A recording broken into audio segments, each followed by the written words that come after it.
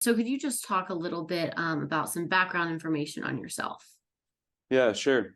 So I serve, it's my day job. I work for an organization called the New Bohemian Innovation Collaborative, or NewBoCo for short. And I've been the chief relationship officer at that organization for the past 5 years. So I have a software development team. We build products for startups mostly, and then I also focus on entrepreneurship and innovation. The whole organization focuses on entrepreneurship, innovation, and education, specifically computer science education. So that's I've been working for the organization for about 10 years in the same role for the past 5. I got elected to the school board in 2019. So it was the first time that I ran for a public office. Got elected to the seat on the Cedar Rapids Community School District Board of Education, District 1. And I've been in that role for going on 4 years. I was the vice president the second year that I was in office. And then I've been the president for the past 2 years. So currently serving as the president of the school board here in Cedar Rapids. It's a little bit about my background. I can certainly expand if you want. For sure. Yeah, I was just wondering a couple quick questions. How long have you been in the Cedar Rapids area? And then your connection to the district. Do you have kids there? Are you just Yeah, involved? great. Just talk a little bit about that. Yeah, great. So I moved from Massachusetts in 1994 to attend Coe College. So I graduated from Coe in 98. So I've been in the community for almost 30 years. Just moving from one place, from Massachusetts and landing in Cedar Rapids, and quite honestly, finding everything that I was ever looking for here in the community. My wife and I have been married for 23 years, almost to the day. November 4th is our anniversary. We got married in 2000. Our oldest son was born in 2003. So he is currently a junior in college down at the University of Iowa, went through the Cedar Rapids school system. So we're Erskine Elementary, then McKinley Middle School, and then Washington High School. And he also participated in the Cedar Rapids program, Iowa Big, focusing on entrepreneurship and just student-led learning opportunities. And then my youngest son is currently a senior at Wash, same 3 schools, but on track to graduate here in May. Awesome. So can you kind of talk a little bit about why you ran for the school board the first time and then why you're rerunning? Yeah, I often tell people, certainly that first time, and when that question comes up, I often tell people that I ran as a father first, very much as a parent, seeing the opportunities that my kids had and wanted to make sure that there was opportunities for all kids. So I've got a passion for education, which again, with NewBoCo as an organization, that organization came together to focus on those, really 2 main things. I mean, innovation being the third, but education and entrepreneurship. So I've been really passionate about just educational opportunities. My oldest son seemed really interested in the entrepreneurial work that I was getting involved with. And my youngest son really seemed very interested in technology and computer science. And when he was in elementary school, there was very little computer science opportunities for young kids.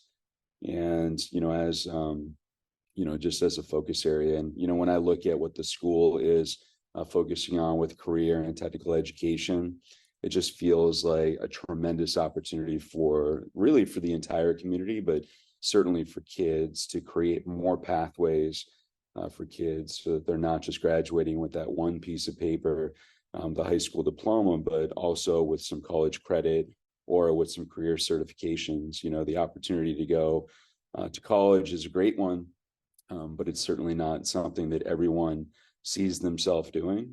So to make sure that they're set up for success, I think is a real priority. And certainly in the work that I've been doing, it's, working with entrepreneurs and helping them figure out how to be successful, and really expanding that work, not just to adults, but to kids as well. So those are some of the answers. I mean, there's really a lot. I mean, I think the opportunity to get involved in your community is something that that I have really embraced, certainly over the last 15 years. I mean, I think, getting engaged with the community. I feel like Cedar Rapids is a place where if you want to make a difference, you certainly can. And for people to be able to embrace those opportunities, I think is really important. Again, it's, serving in public office is not for everyone. Certainly not for the faint of heart, but it's work worth doing, is what I strongly believe. For sure. And so, throughout your time on the board, what have you kind of found your role to be in the district? you know I would say an advocate, right? I mean, an ally for things that matter, so to be, I definitely see myself as a leader. I mean, there's an opportunity, I think, that people, see people that serve on, school board specifically, since we're talking about that, as leaders in the community, and for people to be a voice, for folks in the community. So, I definitely enjoy the opportunities to listen to what matters to folks and try to come up with the best possible solution to some of the problems that we face as a community. And first and foremost, just putting students, first, right? So when the decisions that are difficult to make, I think that as long as we remain focused on what is in the best interest of kids and making those decisions to the best of our ability, I think is pretty critical. But certainly being a voice, being a leader, being an ally for things that matter. And if reelected, are there any issues or policies that you hope to achieve? I think that the things that people are talking a lot about are just the building trust, mobilizing the community, that engagement in the community. So continuing that work. It's hard work. That's where, I think I said it, where it's just hard work, but it's worth doing. And it's, I think a place where teachers are supported and can be successful, where students, can be successful, creating that culture, where that's, absolutely possible. I think that's maybe at the core of it. The school board just approved a new strategic plan with our new superintendent, and really executing on that work. Watching that come to fruition, I think, is pretty critical. So I can see us, working together for that. Student achievement, has to remain at the top of the list. So, we've been talking the whole time I've been on the board about ways to close achievement gaps, just increasing opportunities for kids. So a lot of that work, but, again, I just, appreciate the opportunity to work with my peers in that role. And again, just trying to stay focused on what's in the best interest of kids and the greater community. For sure. And then there's a bond issue that's going to be on the ballot this year. Can you talk a little bit about your opinion of that? Yeah, I would say that, before I even got on the board in 2019, the district had moved forward with a facilities master plan that was focused on elementary schools. And over the last few years, and I would say the entire time I've been on the board, talk has been about all facilities. And we came together with a comprehensive facilities master plan. And that plan is to either renovate or build new for every school, every building in the district by 2037. So it's 14 years from now, that every building would be impacted and improved. I appreciate the work the district has done to put that plan together. I think the biggest thing is communicating precisely what is on this bond issue. It's referred to as phase one. So there's some major projects that are in that. A new school on the north side of town that would feed into Kennedy High School. So part of that vision is to create true feeders. So the kids that go to elementary school together, go to middle school together, then go on to high school together. So I think that that system is something that I fully embrace, and I see the benefits of a system like that. Renovation at Franklin, so taking a historic building and bringing it up to 21st century learning needs, I think is long overdue, right? So I'm excited about that work, and the idea that that would become more of an academy, right? So you've got 7th and 8th graders that would go to Franklin, and in the future 6th graders would go to McKinley.